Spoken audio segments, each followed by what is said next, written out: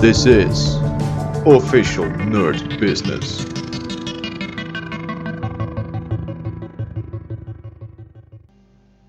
Hello nerd boys and girls, welcome back to Prime Mover. Today we are taking a look at the sword puzzle.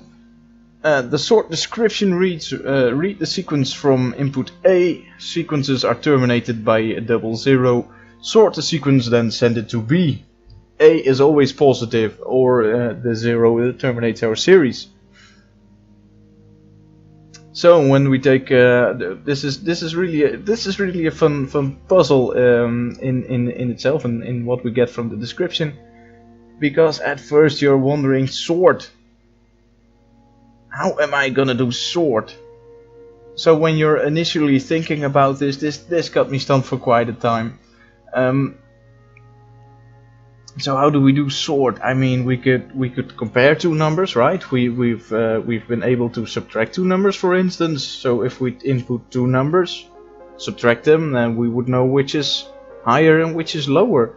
That's a trick we've done in the past for several puzzles already. So well, we'll get a sequence. So we get up to 6 or 7 numbers, I guess. I believe 6 is the maximum range of numbers we get. For this puzzle. So yeah, now we have 6 numbers. So do we?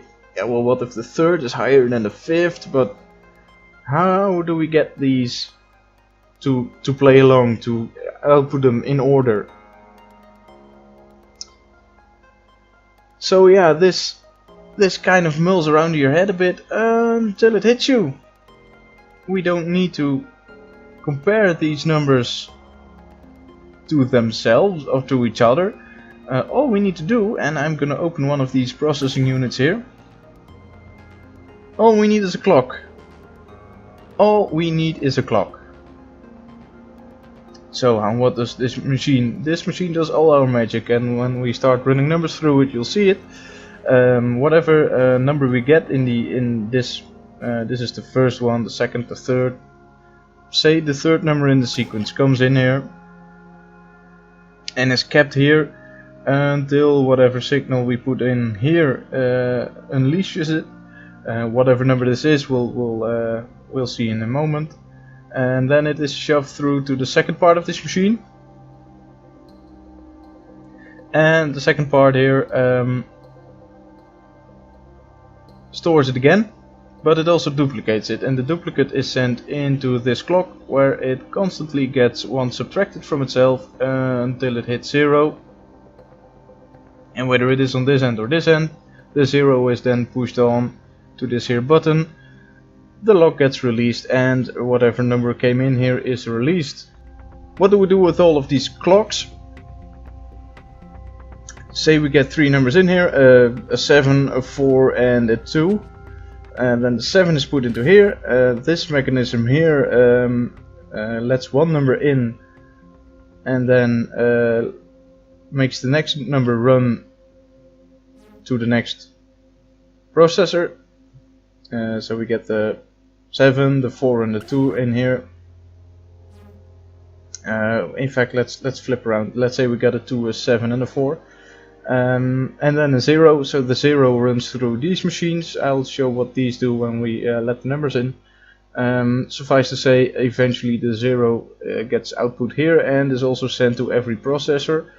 And when the 0 hits, it comes in through this route, the number is let through and is stored again here. So here we had our 2, then a copy of the 2 is subtracted here until that reaches 0 and is let out.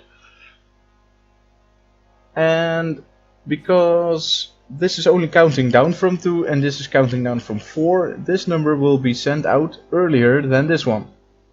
Now you might have noticed that the travel distance between both the moment that they get the 0 and the length to this here output bus, if you will, differs. And to compensate for that, each clock before they start have a different amount of delay programmed into this. So this is already 2 steps slower than the first clock we saw, to compensate for the 1 step that the 0 has to travel further. It does get sent out earlier to this processor, but It's still one slower, and to compensate for the one shorter distance, or in fact for I'm sorry, for the two shorter distance or longer distance that this processor has compared to this. This one has even more delay, and this one has quite a longer track with some delay put on that as well. So because we get a 4, a 7 and a 2 for instance, then the clock on 2 will run out first, then the clock on 4 will run out, and then the clock on 7 runs out. So we don't compare these numbers amongst each other, but every number is put into a clock, and that determines output speed. So with numbers are let in through here. We only want numbers from the current sequence to be let in, so every number that comes in makes the lock click, and if it is a positive number, which we are guaranteed to get here, then the next number is let in, and if it's a 0, then it gets shoved aside, and eventually we will start up the next sequence by releasing this number from the other end. As you can see, this doubles as in and output because of the switch. So though we are talking to one of the business ends of the switch, it lets the number through just fine, and it makes the switch toggle, which is good. So here every number is held in place. This already has a number, so the other, so this number is let in. If we can guarantee that this slot has a number, we don't always get 6 numbers, but if we do, it takes some time for this number to be filled here.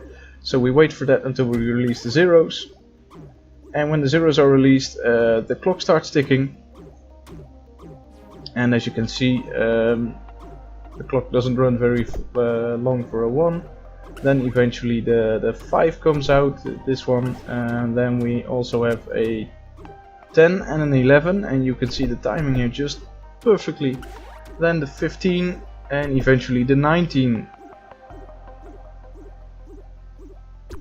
And now we run into a bit of a delay.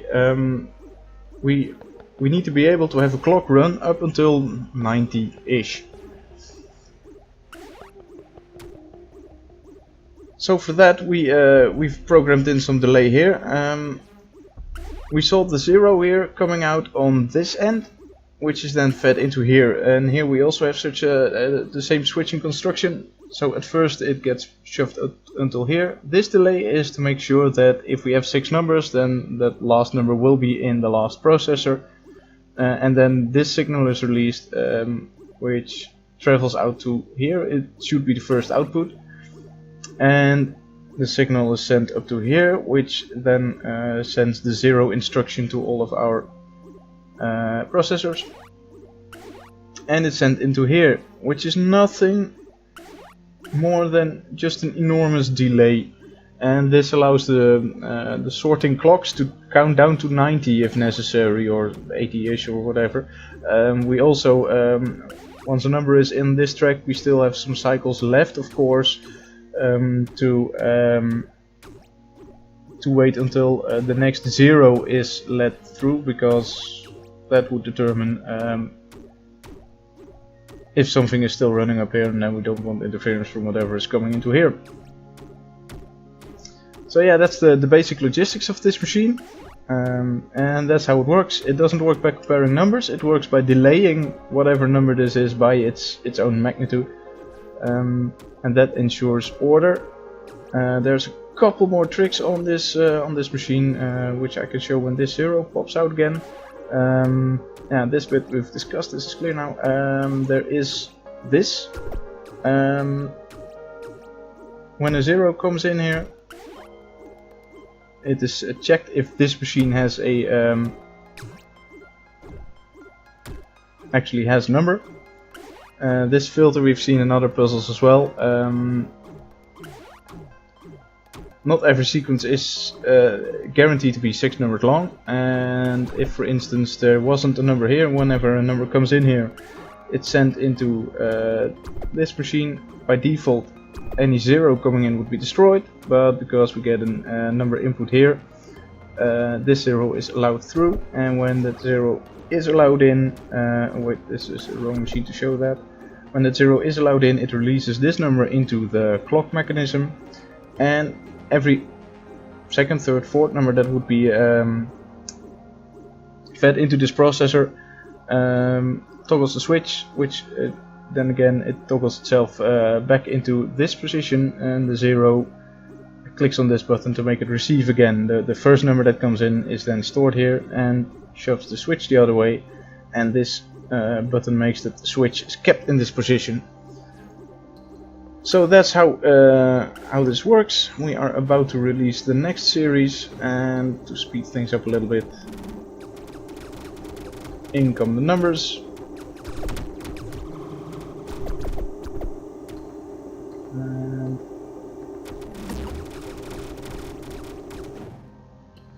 here we can see that 18 is stored up here, and no numbers are stored here.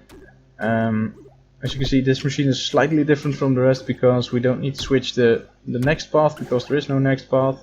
This didn't receive a number, so the 0 is cancelled out, and the state of the machine is not altered in any way, so it will be ready to receive the next number just as expected. Now we do need to wait for this 0 to dissipate, which it does now. And that gives us a pretty neat score. We can improve on the score a little bit by